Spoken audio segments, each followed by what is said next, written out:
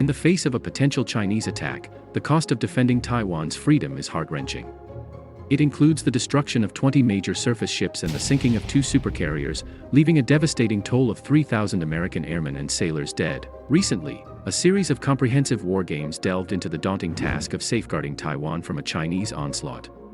Through over 20 simulations of varying intensities, even with handicaps for U.S. forces, a startling revelation emerged: China fails to conquer Taiwan in nearly all scenarios. However, this victory for Taiwan comes at a tremendous cost for the United States, paid in the currency of blood and capital. But why should the U.S. defend a small island nation thousands of miles away? Why should it bear the burden of sacrificing its own people and resources for Taiwan's freedom? Allow us to delve into the intricacies and reasons behind this affirmation. Taiwan is more than a mere thorn in China's side. It served as a sanctuary for Chinese nationalists who sought refuge after losing the civil war on the mainland, following World War II. Over time, the once dictatorial rule on the island transformed into a flourishing democracy, boasting one of the highest voter turnout rates worldwide. The Taiwanese people fiercely defend their democratic values, with polls indicating that nearly 80% of them favor stronger ties with the U.S. over China. Diplomatically annexing the island seems an impossible task for China. To the Chinese Communist Party, Taiwan poses an existential threat.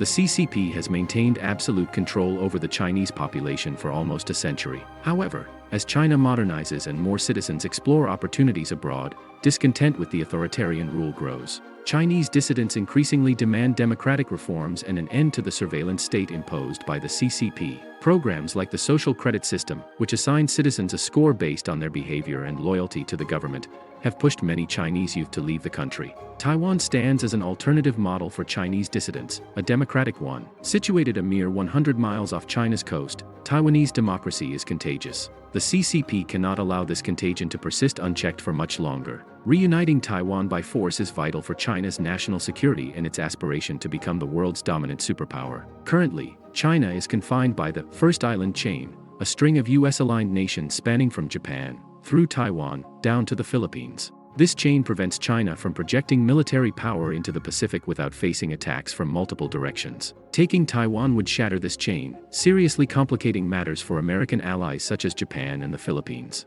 Moreover, seizing Taiwan would grant China unrestricted access to the Pacific, enabling the country to deploy more capable naval forces. This capability is crucial for safeguarding its seaborne trade, particularly in the Indian Ocean and the Straits of Malacca. These regions serve as natural choke points where rivals like India or the US could effectively strangle the Chinese economy by denying critical trade routes. Given China's heavy dependence on maritime trade, this vulnerability becomes glaringly apparent. However, Taiwan holds another crucial significance for both the US and China, one that could shape the planet's future. In the late 1980s, Taiwan ventured into semiconductor manufacturing, and today it provides nearly 2/3 of the global supply, including the most advanced models. The US recently recognized its over-reliance on Taiwan in this field and is now collaborating to establish a semiconductor manufacturing hub in Arizona. Taiwan's dominance in semiconductor manufacturing is a critical factor in the US-China dynamic.